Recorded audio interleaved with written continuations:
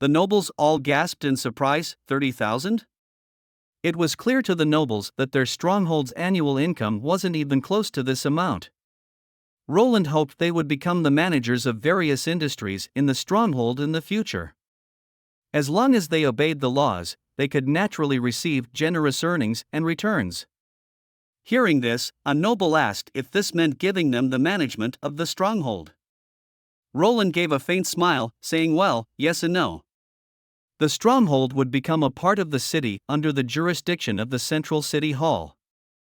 There would also be a subordinate city hall in Changji stronghold. And everyone here would be responsible for various affairs in the stronghold and city hall. There's a lot to talk about, but end of the day managing a region is a very complex task, and Roland will provide them with courses in management at a later date. Roland sipped his tea slowly, giving everyone time to absorb this information. Maintaining the daily operations of a region requires a significant number of people, and with the literacy rate still very low, Roland needs the nobles. What Roland is implementing right now is similar to mayors and governors in the 21st century. After a few minutes, Roland began to address the next issue. He turned to Ron and asked how much he knew about rats.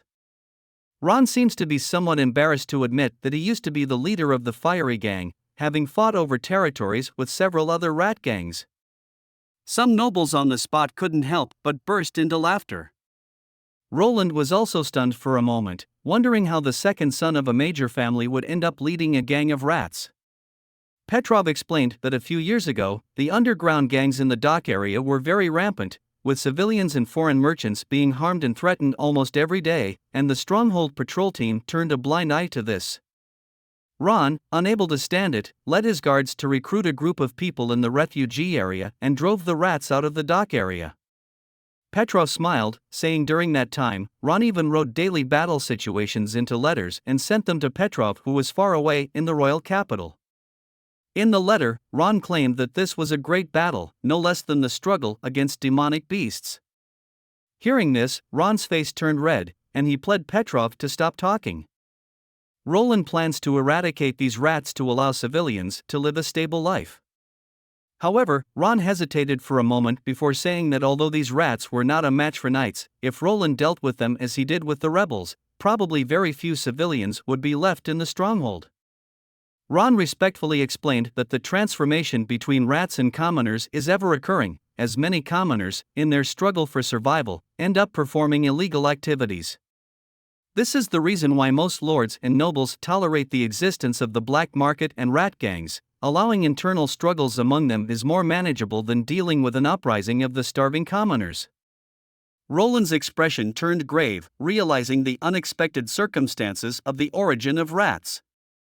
When questioned about the organizers behind these people, Ron replied that some were locally supported by the nobles, and some were exiled criminals from other places. The prince, with a cold expression, scanned the long table, inquiring if anyone present was nurturing such rats. The nobles collectively lowered their heads. Roland declared that he would absolve them of their past actions if they cooperated with him. He assigned Ron a task to intensify the crackdown on all criminal activities within the stronghold in the coming month.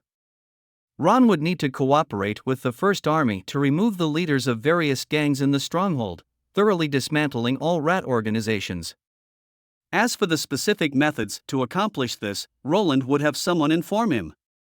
Petrov's task was to open the granaries and continuously distribute food until the end of the month of the demons. At this point, some nobles objected, thinking that doing so would only make the people more dependent and worsen the situation. Eventually, everyone would become beggars. Roland looked at these nobles. It seemed they always presumed the worst in common people, deeming them lazy and ignorant. However, Roland was well aware of the strength of the common people. In fact, with the right guidance and proper role models, common people are the real backbone of this world. Roland forcefully knocked on the table, stating that he had already decided, and there was no need for further discussion. He looked at the nobles present. It was time to teach them the first lesson. To properly become a qualified city hall member, it is crucial to communicate policies to the people, address their concerns, and listen to their feedback. Roland knew that reforming the nobles, unifying laws, integrating policies, and cracking down on crimes were all preparations made by Roland to establish a new order. Echo is walking on the street, with Axe following behind her. Echo tells Axe that he doesn't need to follow her. Axe, maintaining a distance of 2 steps behind her, insists, noting that this place isn't border town and isn't very safe. Furthermore, His Highness has ordered that if Echo leaves the castle without any other witches around, he should protect her safety. Echo also told Axe that there's no need for such formality towards her, but in Axe's heart, Echo will always be the chief of the Iron Sand tribe. Hearing this, Echo falls silent. Axe wants to comfort her but doesn't know what to say, so he just closes his mouth and silently follows her at a slow pace. Because of their tall stature and distinctive skin and hair color, pedestrians often stare at them. Echo apparently doesn't like being scrutinized like this and decides to head to a less crowded place. Echo remarks on how Iron Sand City never had such sceneries, and before she left the Southern Territory, she always thought the world was just sand. Back home, water was a life-essential resource that had to be fought over, but here, they don't need to fight over it. Axe remarks that they would fight over other things though: wealth and status. Conflict is inevitable everywhere. Echo lifts her head, looking towards the gray sky, and while walking on the bridge, Echo says that Nightingale has told her that she believes His Highness can stop these conflicts. Whether it's the Sand People or the other races and kingdoms, whether it's common people or witches, everyone can have an equal and free life. Suddenly, Echo asks if Axe would like to return to Iron Sand City. Axe snapped back to reality and without hesitation, replied, no. Axe had sworn an oath to the Sand Gods to always serve Prince Roland and to expand his territories for him. Axe knew that Prince Roland had promised to avenge them. Once Echo returns to Iron Sand City, no one would dare disrespect her again. Echo continued her stroll by the river. She didn't want to be the chief again. She loved places where trees were evergreen. She enjoyed being with Wendy, Nightingale, and the rest of her sisters. She cherished the songs Prince Roland taught her. Perhaps one day she might visit the Iron Sand City, but she didn't wish to live there and endlessly fight for water. It seemed Axe had more to say, but in the end, he merely added, no one can force Echo. Reaching an open space, Echo stopped. She planned to practice here, so she wouldn't disturb anyone. Axe nodded and stepped back, ensuring he was there to protect Echo. She looked at him, asking if Axe would like to hear a song she composed for their homeland. Axe was taken aback. Echo explained how she utilized the music composition techniques taught by Roland, blending the sounds of various instruments. However, she found the names Lord Roland gave to some genres, like electronic and heavy metal, were quite quirky. In Axe's mind, Roland was the cherished child of the gods. So what Roland says will always be right.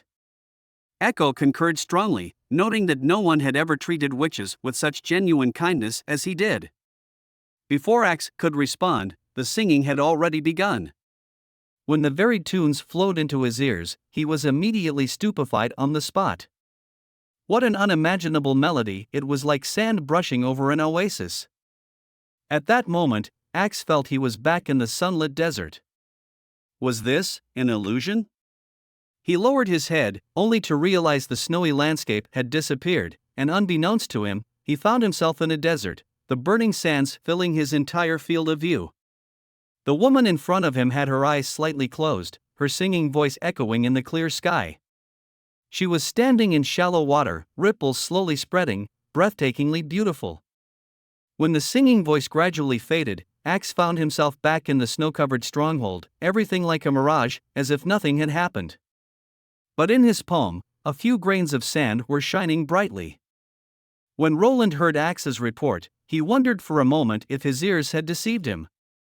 Axe solemnly placed the grain of sand on the desk. Nightingale looked at the sand, declaring it showed no traces of magical power. Turning her gaze to Echo, she mentioned that Echo's magic had consolidated, something Echo herself hadn't realized. Hearing that her abilities had evolved, she was extremely excited. Nightingale explained that Echo's magical power had solidified into a piece of blue transparent crystal, as clear as water, and the total amount of her magical power was equivalent to that of Maisie. Roland hoped Echo could sing again. Echo was somewhat embarrassed, but facing the gazes of the three, she reluctantly agreed. Echo took a deep breath, and soon, a symphony, completely out of this era, resonated, and the sweet singing voice unique to women enveloped the office. Initially, she was a bit reserved, probably having never performed indoors, but as the melody reached its climax, she became wholly immersed in the music. Roland seemed to hear the sound of warm winds brushing through green forests, and the room's temperature appeared to rise slightly. However, he did not see the boundless desert. He looked at Nightingale, who shook her head at him. Clearly, she hadn't seen those strange illusions either. Roland hoped she could sing a few more songs and invited everyone to come and listen. In no time, the office was full of witches, and all the songs received enthusiastic applause from them. After inquiring about everyone's experiences, Roland had it in his mind. That was, the extent to which one is affected by the song also depends on the listener's subjective experience. Those who have experiences resonating with the atmosphere of the song are more profoundly affected. Someone like Axe, who was from the Iron Sand City, naturally resonates strongly with music filled with the charm of the southern lands. However, Roland can't yet determine through testing how deep this influence can reach. Meanwhile, Ron stood in the center of Changji's stronghold reading the proclamation from Prince Roland. The stronghold city hall has started purchasing grains, which everyone can sell at any time. But selling grains privately will be prohibited starting next month. Upon hearing this, a commotion stirred within the crowd. They feared that the city hall would buy it at a low price and then sell it back to them at a high price. A blond boy squeezed out from the crowd, realizing that the food in the market would soon be swept away by nobles and merchants, which would lead to great chaos. He found his friends in a street corner, who had also heard the news. They were unclear as to why they were sent to gather this information. A man named Kanash controls them and forces them to come to collect intel. However, every mention of Kanash seemed to drain their spirits. One tall boy named Tiger Claw said they had no choice, as their food source was controlled by them. Since Snake Fang was also caught bringing out paper, and now that there were no witches, Kanash was targeting them. Snake Fang scorned, saying Kanash wanted to sell the paper to the church, while another girl K said that paper was not an item, she was their friend, they couldn't let the church take her. Next to them, a boy with a mushroom haircut, looking feverish and weak, wondered how paper was doing in the border town. Suddenly, everyone heard the next announcement from the speaker. In 5 days, the city hall would distribute relief food rations in the center square. Everyone could receive 2 servings of grain porridge, one at noon and one in the evening. This was declared by the prince himself. As soon as this statement was made, a stir occurred in the crowd.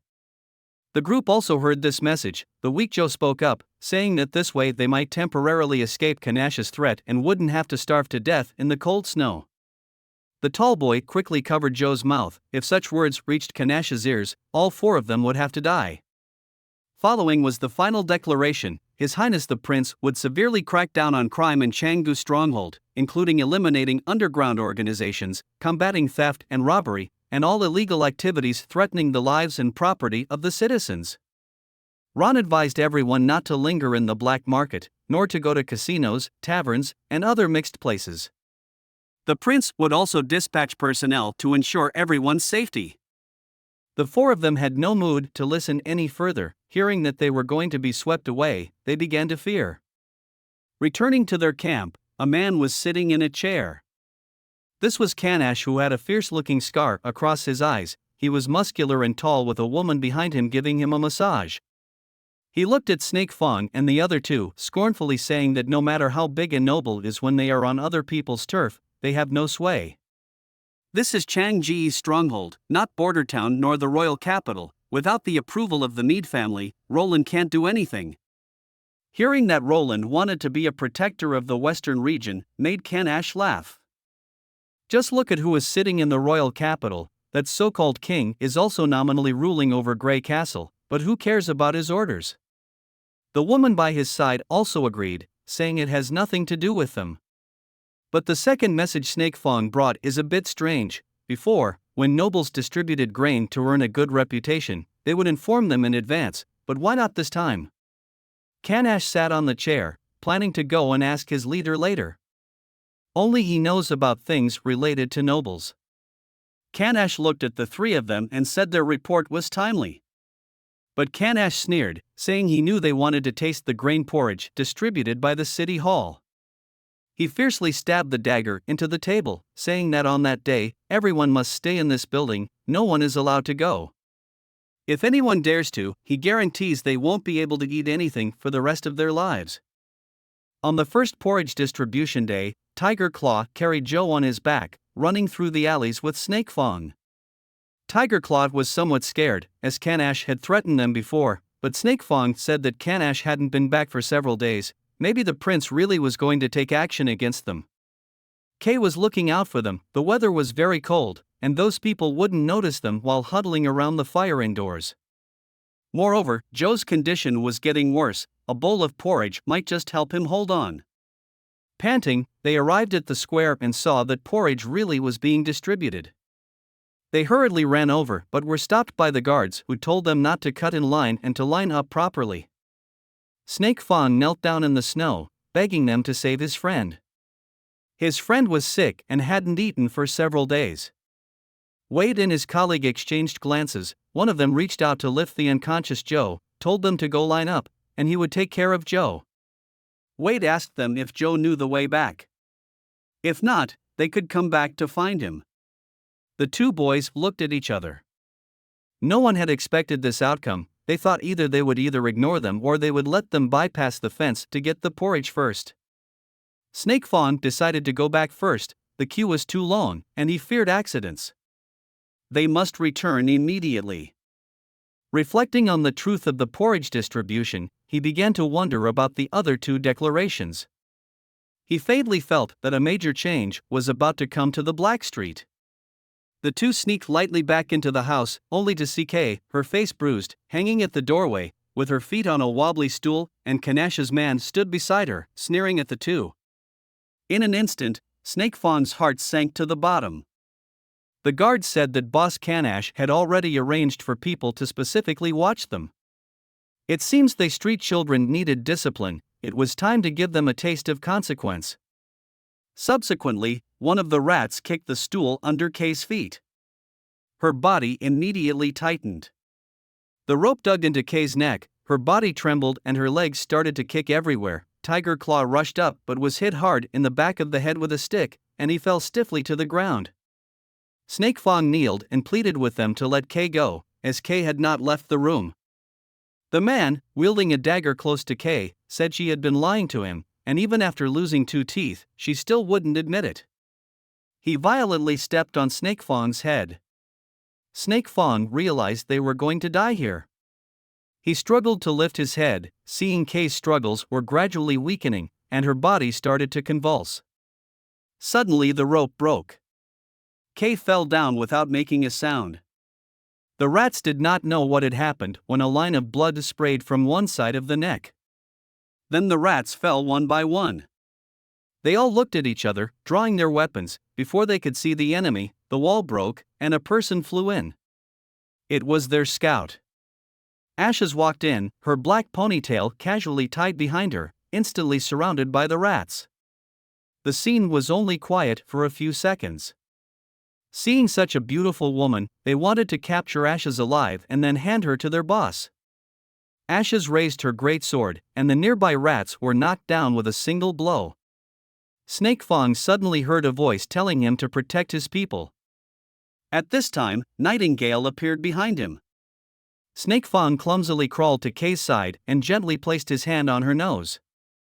There was a faint breath. It seemed that she was still alive. Tiger Claw also got up. Although he had a headache, it was no major issue. Suddenly, more men in uniforms rushed into the room, and the battle was soon over. Wade looked at Snake Fang, telling him it was all over, and they were safe. Snake Fang felt a twinge in his nose. The feeling of surviving a calamity made him unable to suppress his emotions. Everything declared was true. These people were sent by the prince to eradicate gang and rats organizations. They could all survive. Kay then slowly opening her eyes. Wade then brought out all the rats, their hands tied, one by one. All the surviving rats were ordered to stand in a line, including the three, Snake Fawn, Tiger Claw, and Kay, walking out of the building one by one. They saw Kanash kneeling on the side, his hands tied behind him. They couldn't believe Kanash was really captured. Each rat was asked the same question. When it came to Snake Fawn, Nightingale asked him if he had killed anyone or committed theft and robbery. Snake Fawn honestly replied that he had not. Nightingale nodded and told him to wait in the square for His Highness to distribute dinner. Snake Fawn took a few steps and then stopped, plucking up the courage to ask, "Are you a witch?" He thought he wouldn't get an answer, but Nightingale openly admitted that she was. Snake Fawn then plucked up his courage and said that these people were just underlings of Kanash, who hadn't been back here in 4 days and was certainly hiding with Bloodhand. Bloodhand was the real boss here, and they mustn't let him get away. Nightingale smiled confidently, saying no one would escape. The three were then released. They happily said it was really the witch who saved them, and His Highness's territory really accepted witches. Tiger Claw happily said then Paper must be doing very well. Kay, smiling, asked, "Does Tiger Claw want to see Paper?" But Paper's status is definitely very high now, going there would only embarrass her. The three shook their heads. End of the day, they were still just rats. Tiger Claw told them not to think too much about it and they should start eating. Ron stood on the high platform, answering the crowd's questions one by one, telling them that His Highness was determined to eradicate all rats from the stronghold and let everyone live safely without threats. After the month of the demons, His Highness will build a city. By then everyone can go help and work. The three quickly received their porridge, and they couldn't remember the last time they had such clean food. As Snake Fawn looked at the steaming porridge in his hand, he thought to himself that one day he would shed his rat identity, and by then, he would be seeing Paper without embarrassing her.